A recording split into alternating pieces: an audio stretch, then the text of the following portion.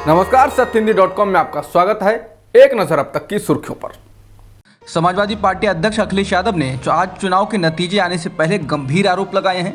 अखिलेश ने press conference कर अंतिम चरण में बनारस में ईवीएम में गड़बड़ी का आरोप लगाया।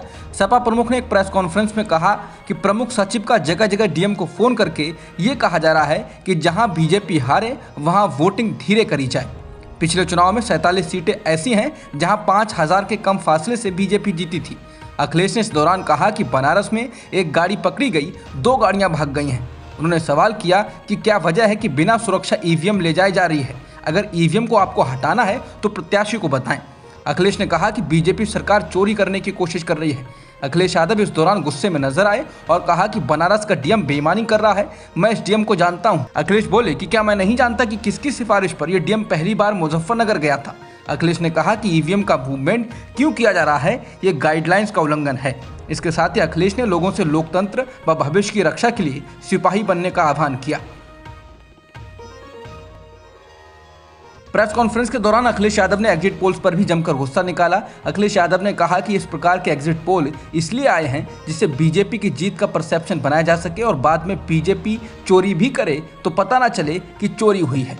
अखिलेश यादव ने कहा यह यूपी का चुनाव लोकतंत्र का आखिरी चुनाव है। इसके बाद तो जैसे आज़ादी की लड़ाई लड़ी गई थी वैसे ही क्रांति करनी पड़ेगी।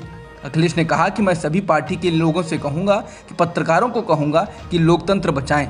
ये लोकतंत्र के लिए बहुत खतरे का समय है। सारे साथी काउंटिंग तक डटे रहें। चुनाव में धांधली का आरोप लगाते हुए उन्होंने कहा कि बरेली में नगर पालिका की गाड़ी से 3 सील बक्से पकड़े गए हैं। अब अधिकारी ईवीएम पकड़े जाने पर बहाने बना रहे हैं। पहले समाजवादी पार्टी प्रमुख अखिलेश यादव और उनके सहयोगी आरएलडी प्रमुख जयंत चौधरी ने एग्जिट पोल्स के आंकड़ों को खारिज किया है। जयंत चौधरी ने समाचार एजेंसी एएनआई से बातचीत में कहा कि चुनाव के नतीजे एग्जिट पोल से अलग होंगे और उत्तर प्रदेश में सपा और उनकी पार्टी के गठबंधन की सरकार बनने जा रही है। जयंत ने कहा कि यूपी में डर का माहौल है जिसकी वजह से मतदाता उनकी पसंद के बारे में खुलकर बात नहीं करता है। अगर किसी ने हमारे यानी कि सपा आरएलडी के लिए वोट किया भी है तो भी डर के मारे ये कह सकते हैं कि उन्होंने बीजेपी को ही वोट दिया है। जयंत चौधरी ने एग्जिट पोल को लेकर कहा कि एग्जिट पोल की एक प्रक्रिया होती है, लेकिन मैंने किसी भी बूथ पर आज तक एग्जिट पोल करने वाले को नहीं देखा। ये कहां से डेटा लाते हैं, इनकी क्या प्रक्रिया होगी, लेकिन ये एक राय है और इस राय से मैं सहमत नहीं। उन्होंने कहा कि जो बदलाव लाने के लिए लोगों के मन में निश्चय हमने देखा और जो विश्वास हमारे गठबंधन को लेकर लोगों में देखा, इससे लगता है कि सर्वे से अलग ही नतीजे आएंगे। इसके साथ ही जयंत ने कहा कि हम जो कर सकते थे हमने किया, जनता के बीच मुद्दों को लेकर गए और हमने पूरी कोशिश की। अब जनता का मत बक्से में बंद है और उसके खुलने के बाद ही सच्चाई सामने आएगी। एग्जिट पोल ने उत्तर प्रदेश में एक बार फिर बीजेपी की सरकार बनवा दी है, लेकिन इस बीच समाजवादी पार्टी के प्रमुख अखिलेश यादव ने इन सभी एग्जिट पोल्स को खारिज करते हुए कहा है कि 10 मार्च को जब नतीजे आएंगे तो बीजेपी का राज्य से सफाया हो जाएगा। अखिलेश ने टेलीविजन चैनलों पर दिखाए जाने वाले एग्जिट पोल को लेकर कहा कि उन्हें जो दिखाना है दिखाने दीजिए, हम बहुमत ला रहे हैं। उन्होंने कहा कि समाजवादी पार्टी 300 से ज्यादा सीटों के साथ सरकार बनाने जा रही है। रूस के हमले के बाद यूक्रेन छोड़ने वालों का सिलसिला जारी है। संयुक्त राष्ट्र के शरणार्थियों के लिए उच्चायुक्त फिलिपो ग्रांडी के मुताबिक अब तक यूक्रेन को छोड़ने वालों का आंकड़ा 20 लाख पहुंच गया है। उन्होंने ये जानकारी ट्वीट कर दी है। समाचार एजेंसी इंटरफैक्स के मुताबिक रूस के विदेश मंत्रालय ने कहा कि रूस और संयुक्त राज्य अमेरिका को शीत युद्ध के दौरान शांतिपूर्ण सह अस्तित्व के सिद्धांत पर लौटना चाहिए। समाचार एजेंसी इंटरफैक्स के मुताबिक रूसी विदेश मंत्रालय ने कहा कि वो अमेरिका के साथ ईमानदार और आपसी सम्मानजनक बातचीत के लिए तैयार है और ये उम्मीद है कि दोनों देशों के बीच संबंधों में सामान्य स्थिति बहाल हो सकती है। मंत्रालय ने कहा कि शायद उस सिद्धांत को याद रखना बेहतर होगा जिसने शीत युद्ध के दौरान काम किया था। इसने कहा कि अगर हम दुनिया के भविष्य के लिए परमाणु महाशक्तियों के रूप में रूस और अमेरिका की जिम्मेदारी को देखते हुए द्विपक्षीय संबंधों के आधार पर आगे बढ़ते हैं तो हमें उम्मीद है कि दोनों देशों के बीच संबंध सामान्य हो जाएंगे। ब्रिटेन के रक्षा मंत्री बेन वॉलिस ने मंगलवार को कहा कि अगर पोलैंड यूक्रेन को फाइटर जेट्स उपलब्ध कराने का फैसला करता है तो ब्रिटेन पोलैंड का समर्थन करेगा, लेकिन साथ ही उन्होंने ये भी चेतावनी दी कि ऐसा करने से पोलैंड को सीधे परिणाम भुगतने पड़ सकते हैं।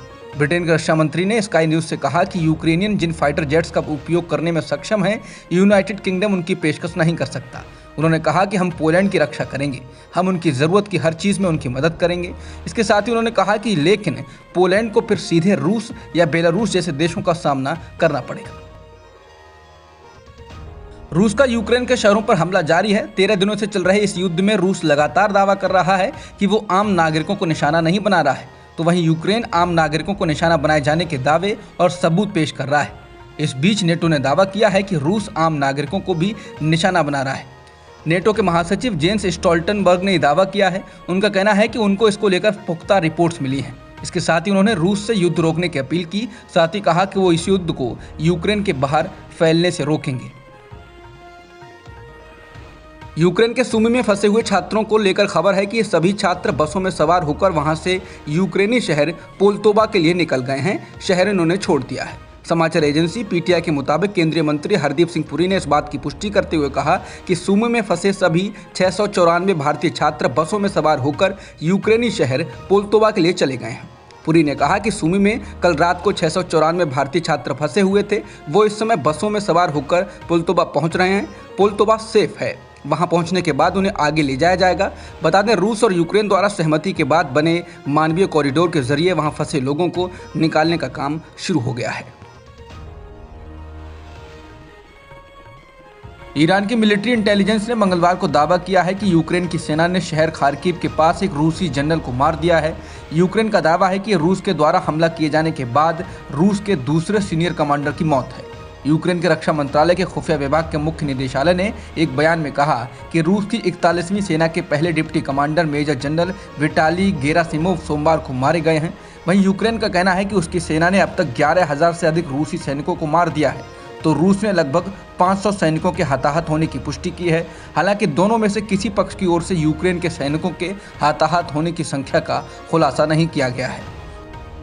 समाचार एजेंसी एएफपी के अनुसार यूक्रेन के सुमी में बमबारी में 9 लोगों की जान चली गई है। इन 9 लोगों में 2 बच्चे भी शामिल हैं, जबकि एक महिला के घायल होने की खबर है।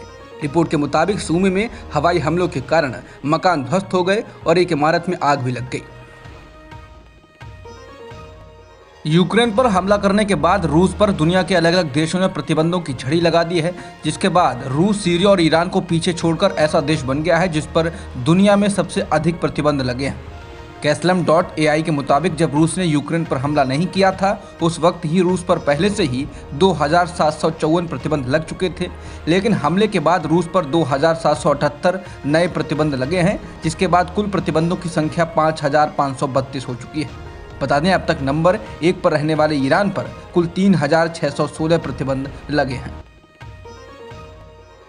भारत और चीन पूर्वी लद्दाख में संघर्ष वाले इलाके को लेकर बनी हुई स्थिति को हल करने के लिए 11 मार्च को कोर कमांडर स्तर की 15वें दौर की बातचीत करने वाले हैं। द इंडियन एक्सप्रेस ने सूत्रों के हवाले से खबर दी है। रिपोर्ट के मुताबिक 15वें दौर की वार्ता चुशुल मोल्दो सीमा पर भारतीय इलाके में होगी। लेफ्टिनेंट जनरल अनिंद्य सेनगुप्ता प्रतिनिधिमंडल का नेतृत्व करेंगे। लेफ्टिनेंट जनरल सेनगुप्ता ने 14वें दौर की वार्ता से कुछ दिन पहले कोर कमांडर के रूप में पदभार ग्रहण किया था, लेकिन अक्टूबर में पिछले दौर से भी चर्चा का हिस्सा वो रहे हैं। सूत्रों का कहना है कि दोनों पक्ष अब समाधान करने पर अपना ध्यान केंद्रित करेंगे। अब तक की खबरों में इतना ही। बाकी खबरों के लिए बने रहिए सत्यहिंदी.com के साथ।